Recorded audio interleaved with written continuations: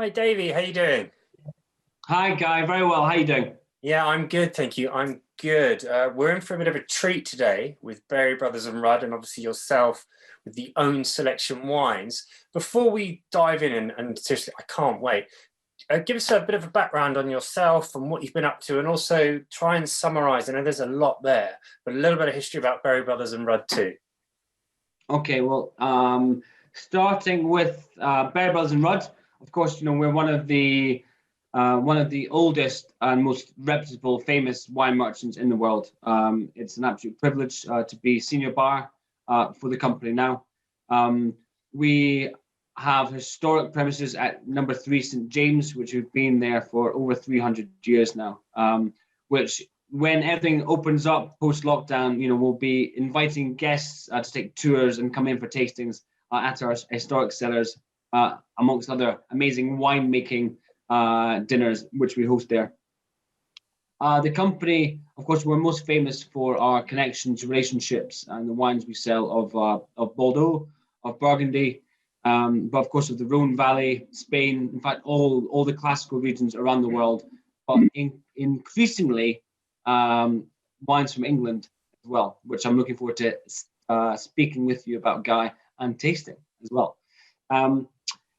So Berry Brothers, I suppose, we are, as one of the most famous and reputable wine companies in the world, of course, we have a responsibility to include wines in our range of exceptional value, exceptional worth, and reputation too, which is a responsibility we do not take lightly. And it's a huge pleasure of mine to be able to be custodian of the ranges that I look after. A little bit about myself. Although we're going to be talking about English wine shortly, although I'm a huge fan, I hail from Scotland, and I've been working the wine trade since I left school at 16. So I was a sommelier for a long time in working in restaurants, including La Gavroche in London, and then my wine buying experience went into supermarkets, and then from there I've been at Berry Brothers and Rudd for coming up for 4 years this year. Within my job remit now, I am senior buyer, so I look after the wines from Italy, which is a huge passion of mine. I have family in Tuscany, which is, I suppose, almost inspired me into wine in the first place. And then I'm a huge fan of all things bubbles. So I'm, which includes Prosecco, Lambrusco as well, of course, in Italy. But no, it's I look after Champagne for Berry Brothers and Rudd, and England too. I did study at Plumpton College in the South Downs of England. I mean, good over 10 years ago now. But I've got, so I feel like I've entered the wine trade at the right moment as English wine develops itself in domestic and international markets. So I've sort of grown up in the last few years to really see when we're realizing the potential of the quality of English wine. So Italy, Champagne, and England is under my remit. So I'll be very happy to talk you through these regions today. Absolutely. So, where would you like to start? I think it's best to talk. I might just give a little bit of overview about what we do in our Berry Brothers and Rudd's Own Selection Sure. range. So, of course, we're tasting 3 wines today, but we have a lot other. We have a lot. The range is a lot larger than this. This is very much the tip of the iceberg. So we've got one English sparkling wine, which we'll have a deep dive into, and then we've got 2. We've got a red and a white from different areas. But of course, our Own Selection range covers fine wine from all over the world. A little bit about the Own Selection range. I think we work with some of the most famous, most reputable wineries in the world. So I think when we put our name on the label, we always make sure it is the best and most typical, expressive example of that wine itself.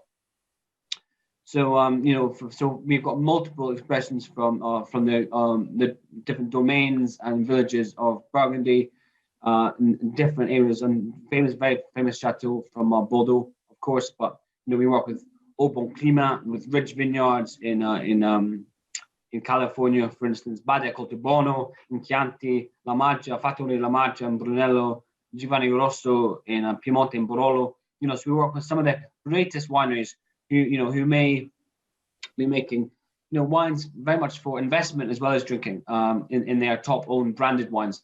But with our own selection, we work tirelessly with the producers to work very much in collaboration to achieve the best wine and bottle for our customers as possible.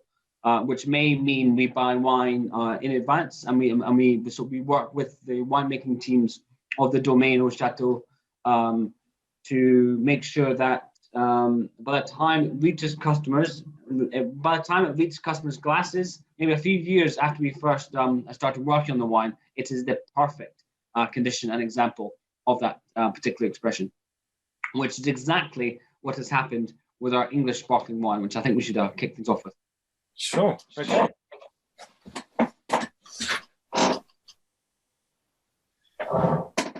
So just to give you a little bit of the background on this one, Guy. Yeah. So we have this is our English Brut own selection range, which is made for us at Hambledon Vineyards. Now we work with Hambledon very closely in very close partnership. And this is a sort of custom crush contract. So this is not a bottle we just buy off the vineyards at Hambledon and stick our label on it. And it's anything but.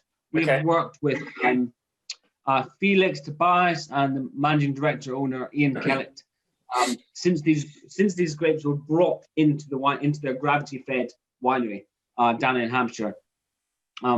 It's an amazing, as the world opens up again for tourism and visits, I urge everyone to go down to Hambledon for the visit. It's an amazing place. And I know I think they're almost finished or they have finished their new visitor centre tasting room there. So definitely worth to go down and immerse yourself in the English wine experience. Back to what's in the bottle though, or in your glass now, Guy. So this is, so we work with Hambledon here to bring in fruit. So it's predominantly from the Hambledon estate with a few contract vineyards around the area.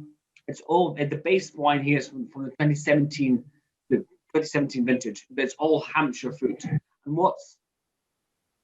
what's critical around the quality and the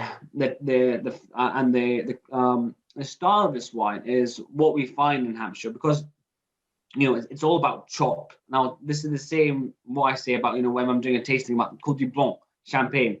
It's really all about chalk. And I think some of the, there's a lot of fantastic wines getting made across England now. And I think the champagne parallel is an easy thing to get for customers to get their head around, particularly when price points of English wine are meeting or matching or exceeding prices of champagne now. Absolutely. Understanding the parallel vinifications, parallel grapes and terroir is something that is easy to get your head around. But not all wines, quality sparkling wines in England, are grown on chalk. There's a lot of green sand, there's a lot of clay, there's a lot of other more fertile soils in the south of England. Importantly, here in Hampshire, in Hambledon, we're on chalk, which has a huge impact on the palate and the quality and longevity of this wine. So it's 2017 base, but we've got a little bit of reserve wine in here. It's about just over 5% reserve wine. And this is from multiple vintages from the past 5 years, which are blended almost like a Solera system in steel. There's a tiny bit of wood, but mostly in steel. And this gives a little bit, just as the Champagne Noir may blend in reserve wines to retain consistency and seasoning almost across the wine. That's what we're seeing in the glass now. The blend here, I think Hambledon is known best for its Chardonnay, because of it's what grows really, really well there, particularly there. I know you've been down there, Guy, but in particular their block is almost as in. I mean, you could be in Champagne when you step out the house at Hambledon. This incredible uniform vineyard, which is one of the oldest, as you know, one of the oldest commercial vineyards in England, like dating back to the 1950s. And I know, so it's so there's a proportion of that old vineyard in this cuvee now. The blend is predominantly, it's almost a Blanc du Blanc, but not quite. It's 78% Chardonnay, and then 12% Pinot Noir, 10% Meunier. But it's very much the core structure here and character. It comes from the Chardonnay. It's very lovely and smooth. That's the first thing I got, and really well balanced. And that's very key within English sparkling wines, because you can get a very firm acidity, and sometimes it's a bit off, but this is lovely and delicate. And that's what I'd expect from the guys at Hambledon. You know, they do make superb wines. It's great you're doing the collaboration with them. But yeah, lovely mouthfeel, good texture. A very easy drinking sparkling wine. That's what's nice about it, because as I say, sometimes it can be a little off, but very smooth and delicate. It's a wine. I'm glad you agree. I think, you know, some of the challenges of being in a marginal climate like England are, I think the acidities can be quite green. They can be quite green in English sparkling wine, but it's also something else which isn't often discussed. It's actually the intensity or strength of the mousse, of the effervescence. You know, if you don't give your wine enough time on lees, enough time on cork post disgorgement, you know, the foam the carbon dioxide can really sit on top of the palate rather than be integrated in. So something we were very conscious of doing is making sure the wine had enough time on lees to develop a little bit of autolytic shoulders, you know, some breadth, some toasty, some biscuits, some nougat, some lemon curd style character, some creaminess. So about that texture, we wanted a bit more foamy, smooth, silky palate shape, but then importantly, giving a little bit extra time on cork post disgorgement, so that it just had a little bit of time for the effervescence to integrate into the wine rather than sit on top. I think, as you said, that's the very important thing to note. It is how it all integrates together, and the balance and the key, and that does come from a little bit of aging, as you're saying. And you want a sparkling one that does have balance. And I do think it's harder within our climate than most people would appreciate. But this, I mean, it's what I'd expect from the guys at Hambledon and obviously yourselves. But it's lovely balance, really easy drinking wine. You know, that's what's great about it, and that's what you want. You want to reach for the glass. I think so. I think, you know, it's very, you know, we're very privileged to work with the incredible team at Hambledon, you know, and that they make some of the greatest wines and will continue to make some of the greatest wines in the UK, if not the world. You know, they you'll be familiar with the it's happened twice now, the tastings that Noble Rot have done in London, and they've invited lots of world-class leading sparkling experts for a blind tasting in London. And this happened twice, once in 2015, and then I think once they repeated it last year in the autumn. Blind tasting, top English sparkling against top champagne. Included, you know, they had Lamandre Bernier, Pierre Peters of Le Menils du Auger, you know, some of the Roederer, you know, some Bonget, you know, some top Grand Marque champagne tasting blind against English sparkling. And for the second, in both occasions, Hambledon were in the top, on top. You know, so I mean, across all these champagne experts, so Hambledon were producing wines which all these sparkling experts deemed the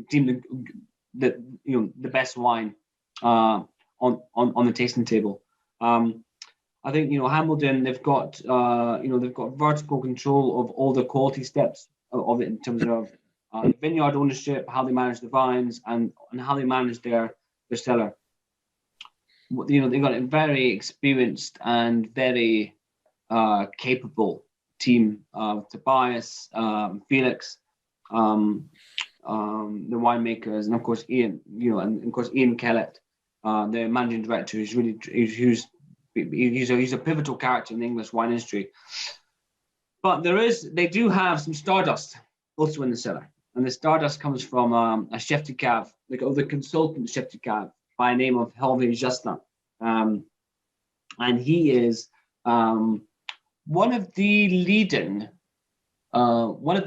experts worldwide on biodynamic viticulture and biodynamic winemaking, which isn't something Hambledon shout about. But in Hervé's day-to-day job, he is a chef de cave of a champagne producer based in Épernay, called Champagne Le Clerc Briand, who Berry Brothers we also represent and work with. And Hervé is, he consults around the world at some of the top, the top champagne houses and the top, some of the top wineries around the world. But his day to day, he oversees the production of Le Clerc Briand, who are increasingly one of the most celebrated and I suppose trendy sort of current producers there are in the region. And he uses this expertise when he's blending with the team at Hambledon. So I think there's some of this Hervé Justin magic in our BOS English Sparkling. Well, and it's very evident because, as you're talking about, it is a team effort, and they have such a wonderful balance of different skills. But when you have Hervé, as you're mentioning, somebody who has so much authority and can instruct, the team to produce such wonderful wines. I mean, you're just going to draw off somebody like that, learn from them. And the result of these great wines, and it's brilliant that you get to work with them as well and have your own label, Berry Brothers and Rudd English Sparkling Wine. And the results are evident. It's very, as I said, smooth. That was the main thing I got. It's a really lovely, approachable English sparkling wine. Yeah, no, thank you, Guy. I think, it's very, the BOS range, we've worked with some of the greatest wineries around the world. So we're very humbled, privileged to work with, what we think is one of the greatest English producers, of course, with Hambledon. But, importantly, although, you could swirl this wine and put it in your cellar, under the stairs, in your, in your garage or shed for a few years to let it develop extra richness, extra complexity, extra maturity. Importantly, with our Berry's own selection range, these wines are perfect to drink now. So I hope, when we're coming out of lockdown as we approach summer 2021, there's going to be a few corks flying from our English sparkling wine for everyone. Oh, I should think so. I know this is a key example, definitely, just to open the bottle, as you say, and consume. Exactly. Do you want to move on to the next one? Yeah, great. Yeah, so I think the next wine, again, very step change here. We've been in England. And we're flying from Heathrow to, it's Milan or Turin? Milan or Torino, we're flying into now. And then we're driving about 45 to an hour south to the Langhe, because we are going into the Comune di Gavi here. So this is a relatively new wine for our own selection portfolio. It is a wine which has entered the range only about 6 weeks, maybe 2 months ago now. Had a fantastic write-up by Fiona Beckett in The Guardian at the weekend. So it's already gaining a little bit of traction with the trade and, of course, our customers. I know my family and friends have been buying into it heavily since it arrived. And I must say, my wife and I have been enjoying a couple of bottles as well. If you're not familiar with the wine of Gavi, I'll just give you a little bit of top one, which is Piemonte is famous for some of the most challenging, long-living, and expressive red wines you get in the world, let alone Italy, made from Nebbiolo grape. Gavi here is a smaller area just outside the Barolo area, grown in the hills outside Reiro. These are more quite high altitude, between unladen between 100 to 400 meters altitude. The soils here do vary across the Reiro, but generally they're a lot more sand, a little bit more alluvial. But there are some pockets of more calcareous tuffo, which are the best expressions of Gavi are grown on. Okay. The grape here is confusingly, because we're in Italy and the wine laws are always confusing, but confusingly the grape here is Cortesi, which is the grape of Gavi. Now, if Gavi is a wider area, the Gavi di Gavi or the Gavi di Comune di Gavi is the smaller sort of heartland, the limited area within the wider area. And this is where generally the best examples and more classic and typical examples come from.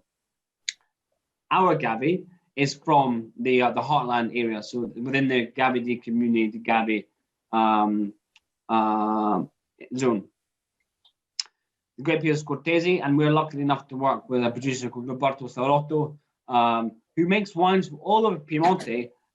But what we're fortunate to have here is we've got a single vineyard wine from his Gavi estate, and this is grown at, it's about just under 300 meters altitude, and it's on this twofold, this calcareous soils, which I mentioned earlier.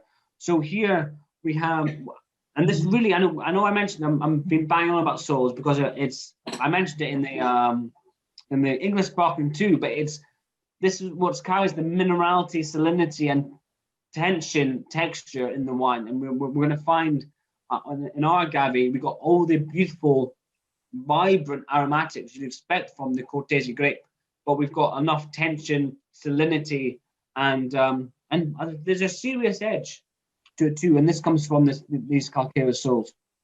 2019 vintage, which is quite a joyous year in terms of the harvest. So this wine is not in any oak influence at all. This wine is about expression of fruit and vineyard character. We're not interfering with. We've got a little bit of batonnage in steel, but this wine is kept in steel just to retain this purity. We don't want to introduce any additional characters into this wine in terms of oak influence. I always think too, Cortese or Gavi always shows better at least a year after it. Almost needs time to settle, to gain a little bit of richness, a little bit of lees, a little bit of batonnage, but also time in bottle to sort of settle down and sort of find itself. So the 2019 vintage, obviously it's almost 18 months since it's been, or 18 months since it's been harvested now, and it's really, I think, singing now. So I'll be interested to hear what you think, Guy. Yeah, it's the first thing I got for it again is the balance, but I loved how there's still a really defined edge to it. So a slight hint of sort of lemon peel and orange peel, which had a lovely crispness to the wine. It's not as if the freshness had died off. It's still there and it's still very evident. But then it's very well rounded, and I was actually quite surprised, particularly hearing you speak of how young it is, that there's so much depth there. There's a lot of texture as well. Beautiful mouthfeel again, and I'd really like to try this with some food. I think this would be great with food, and I think we've got the temperature just right here. It's actually only a fraction below room temperature, and there's so much more going on there because we haven't lost a lot of the development within the wine. But again, it's the balance. That's what I'm really enjoying about it, and it would be, as I say, it's a very good food pairing wine because it's robust enough and balanced. Oh, I know, I totally agree, and I think something with food pairing. I think it's easy to forget about how much. I mean, obviously, there's the organoleptic flavor profile of this wine, and it's multifaceted there. But actually, it's around the texture. It's got enough mouthfeel. There's a little bit of bitterness there too. There's a little bit of and there's salinity, minerality, good acidity. So really, it's a very versatile and a very gastronomic orientated wine. Yes, you can knock it back on its own with abandon. But I think with food, it really comes into its own. But I really like the that backbone acidity that you're talking about, and we've mentioned that I really, it's a very pleasurable experience because it gives the wine a defining edge, and I think that's important, that things don't get too muddled. Or I love wines that are precise because you can taste that immediately, and there's a lot of that going on here. And as you say, like with food, I mean, yeah, it's. I feel like having a meal now, to be frank. I know, I'm getting quite hungry and thirsty as we talk, Guy. Yeah, it's true. But I think Gavi as a whole, you do find it in a lot of places. They did expand the vineyards holding across the commune. It has become quite a trendy, quite mass appealing wine, and it offers great value wherever you go. But you spend a few pounds more. You buy into our own selection range at Berry Brothers, and we promise to deliver the best example of the grape and of the area. And I really do think our Gavi di Gavi under our Berry Brothers label delivers on this. It's an important subject that you've mentioned there about the ability to spend just a couple of pounds more. It doesn't have to be 10, 20 pounds. I mean, obviously with wine you can spend as much as you'd like. But just by spending those few extra pounds, you know, you're up to say a five over what you do normally, you can get so much more for your wine. There is a lot more there. So I'm really pleased you brought that up, because I completely agree. Oh no, Guy, it's something, it's something I think we've all got, friends and family who are understandably sort of stuck in their ways in terms of the price point that they're happy to spend on a wine, particularly for, everyday drinking or midweek drinking. But, I think, there are obviously, we understand being in the trade that, there are fixed costs to every single bottle, whether that bottle retails for £1,000 or £6 in the UK. So, these at £6, you're spending very, very little on the quality of the wine. You spend double that, a few pounds more, and you'll get that quality and value back, tenfold. So I think it's really worth, if you're wanting to get into wine, you're wanting to find a less generic but more specific example. I mean, I'd urge everyone to, of course, buy into Berry Brothers' own selection, but do spend that a little bit more, because you will get your money back so much more. You will, and everybody will notice it. It's not just a wine snobbery thing that people think. You really can tell and taste the difference, which is most importantly. So yeah, this is a wine. I think you said drink it. I mean, it's relatively young, isn't it? I can't remember what the vintage is. It's so it's 2019. So I think this wine, depending on how everyone's got their different or if everyone's got a slightly different take on how young or mature they like their wines. Gavi generally, like I say, I quite like it with 1 or 2 years in bottle. I just think it settles down a little bit and it brings out some of the aromatics. But if you age it too long, you're going to find more of this sort of nuttiness, almondness, almond character you can associate with Gavi, less of this sort of crunchy pear, peach, apricot style fruit. So I think Gavi is generally a wine to be consumed in its youth. I completely agree, and yet it's very evident within the wine. Trying it now and going through it with you. Thank you. Absolutely delicious. My pleasure. Right, and then we have.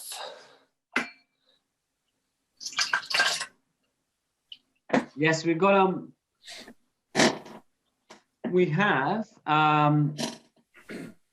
this is the fresh off the docks here, Guy. We have the new vintage Berry Brothers' own selection, Beaujolais Village, Sure. 2020. So this really is the new vintage. And I select this wine. It's my colleague Adam Brunlett, who's a very talented buyer. He looks after our Burgundian, Chablis, and Beaujolais range. And this is his wine, and I think he's done such a terrific job working with the producers here, Benoit and Claude Emmanuel Destevin, who are a family producer. I think they're 8th generation family producer. Oh, really? Amazing 8th generation who've been farming their plots in Morgon, in one of the villages in Beaujolais, for hundreds of years. And which is amazing to think of the history that's sitting behind the vines and the vineyards of what you have in your glass there, Guy, because this is the youngest expression and current expression. And how much work has gone into the land there? That's, as you say, been passed down generation. That's what's great about wine, is the way the information, the learning and the development and all the processes are just passed down. It's a wonderful. It's just incredible, and I think it's really interesting to go back to English sparkling wine. I think it's going to be quite interesting because we are just in the fetal, I suppose, although wines, you can find examples of English wine planted by the Romans, but really as an industry, we're in the fetal stages of the industry. So we've got so much more time to understand the nuances of different vineyards. I suppose you go to somewhere as historic as Burgundy, as Beaujolais, this family been working these vines for hundreds of years, and the intelligence, the information gained over generations of farmers it's magical. But what's really exciting about this wine here, so you think Beaujolais Village, you think Beaujolais, you think easy drinking. You think fairly good value wines, little complexity. But although this retails for $13.95, so it's a very well priced wine. These are old vines, 60-year-old vines grown in really granitic soils here. So it does offer some real complexity, some real tension, some real minerality. Although it's it's a very fruit forward, pleasurable style as you expect from a Beaujolais.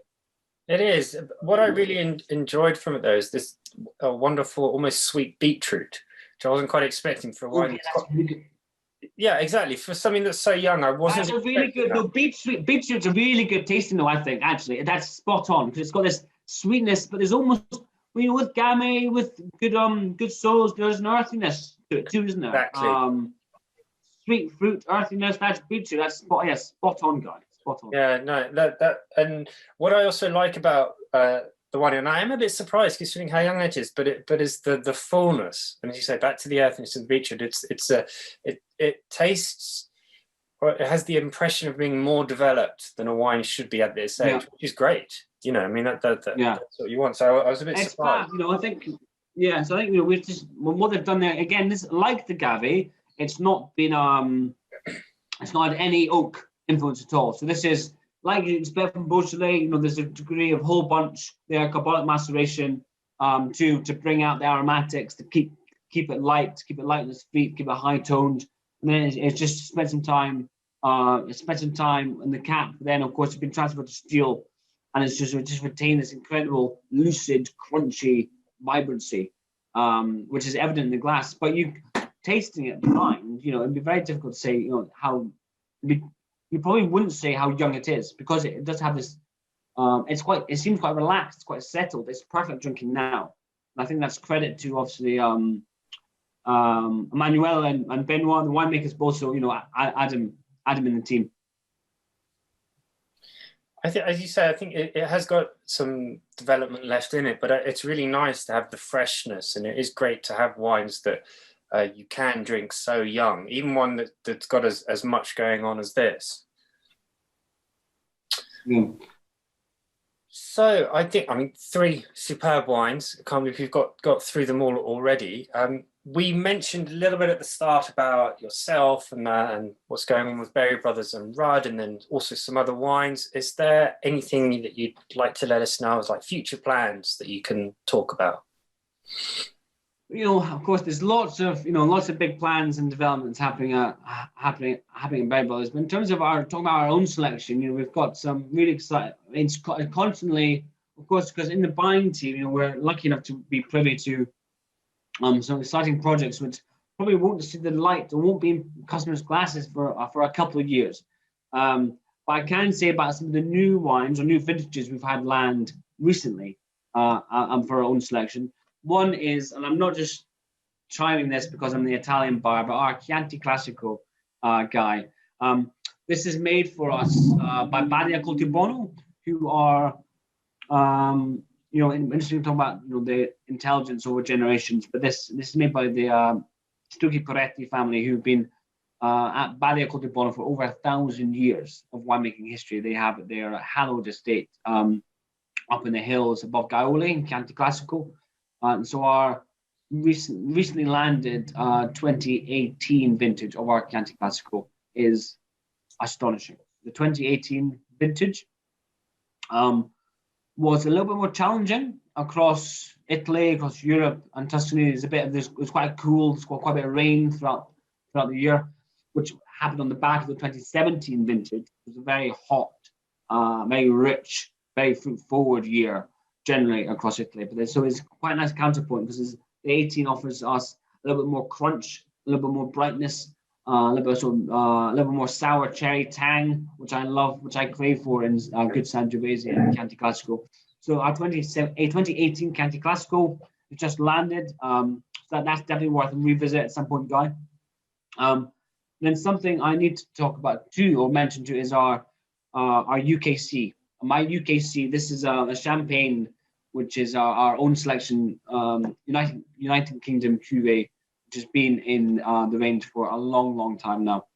But we've recently just launched the 2012 vintage through the millésime, and we work with Champagne Maille, who are a Grand Cru cooperative situated on the Montagne du Reims, so on the sort of the northern element of Champagne, who manage their vines very sustainably on the edge of organics. But in the 2012 vintage, was quite a mature, ripe year in Champagne. They've created the most incredible expression of our UKC millésime. So I'd urge everyone to look out our 2012 for our own selection Champagne before it gets sold out. I mean, these wines sound great. I mean, it's been an absolute pleasure to sit down with you, try these wines, hear you speak about Berry Brothers and Rudd, and obviously yourself and the progression. I can't thank you enough. Thank you so much. Guy, it's my pleasure, sir. I just hope we can do it in person next time. Absolutely. All the best. Thanks, Guy.